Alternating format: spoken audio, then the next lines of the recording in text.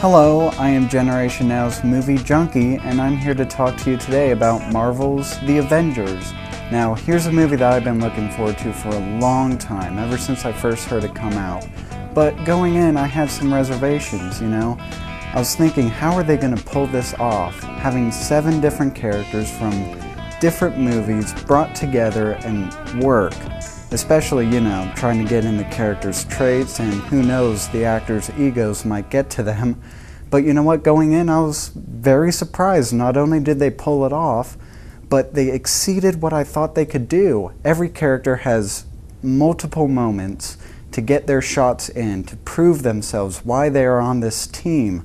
And it's just absolutely extraordinary.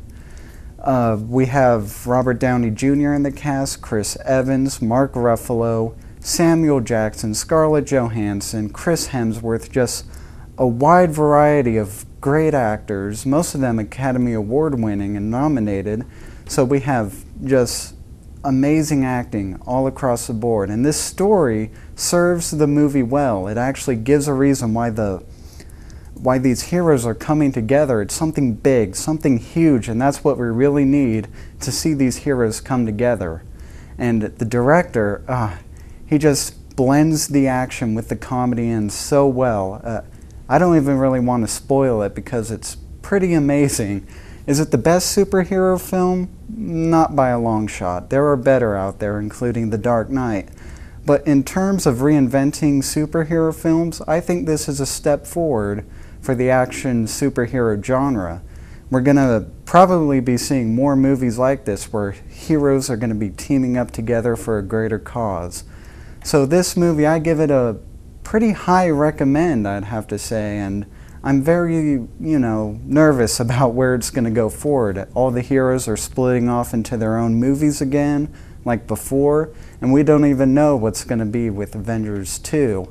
But make sure you stay after the credits. They have a little hint of what they might do in the future, of who the villain will be, and just giving us some ideas. They're not establishing anything yet, so they're giving us a little taste of what they might do. And I think that's just extraordinary, the world building here, and it's, I can't even describe it.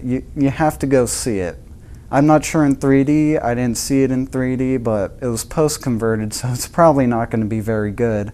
But go see the movie, it's worth the money, just, I don't know, just incredible.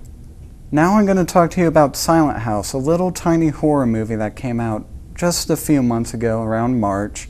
And, the trailers, they didn't give anything out, so I was going in with a pretty fresh mind. It has, not huge stars, but Elizabeth Olsen, you will know as being one of the sisters of the Olsen twins. But anyways, the movie follows a woman who's, building up a house. They're going to sell this house with her father and their friend, and she slowly discovers that the house may be haunted or possessed by some sort of past that the woman has.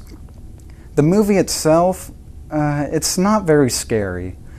It has some very suspenseful moments. There are moments that, I try to hide myself, because they have scenes in the dark, and I can't handle darkness in any movie that I ever see. They have some scare moments, some pop-out moments that make you jump in your seat, but other than that, there's no real suspense. The acting is decent at best. So I'd have to say, I don't know. The idea behind the movie is very interesting, filmed in real time, seeing horror actually happen before your eyes. But we've seen it before with movies like Cloverfield, The Blair Witch Project. So, it's been done, and better too. So I'd have to say a pretty firm not recommend, This may be an interesting Saturday night horror movie when you're having a marathon of horror movies, but other than that, I'd have to say skip it. Don't see it in theaters. Buying it on DVD, just rent it, That's all I can really say about the movie. Okay, now I'm going to talk about John Carpenter's The Thing, a horror movie that came out in 1982 starring Kurt Russell and Keith David. Now, as opposed to Silent House, this movie is a classic in suspense and horror. It stars a wide variety of a male cast. They're trapped in Antarctica and they discover a frozen body of a creature. And as we learn, this creature can imitate anything it touches, anything that it comes in contact with. And the duplicate is so perfect that you can't tell whether it's a duplicate or not until it reveals itself. Now, John Carpenter is a favorite director of mine, and here's where he really shows his directing chops. Just creating suspense, character moments, the whole time you'll just be, oh my God, who are these people? I mean, who are they? Who can I trust? Who can I tell is who? And it really creates some suspense, and it builds up to a very, very depressing ending, but one that's counterintuitive to Hollywood. This is one of my personal favorites. It's in the top 5 of my favorite movies of all time. If you can find it, buy it, rent it, whatever, check out John Carpenter's The Thing. I give it a very high recommend. Thank you for joining me. This has been Generation Now Movies with Cody Fielding, and I will see you next time.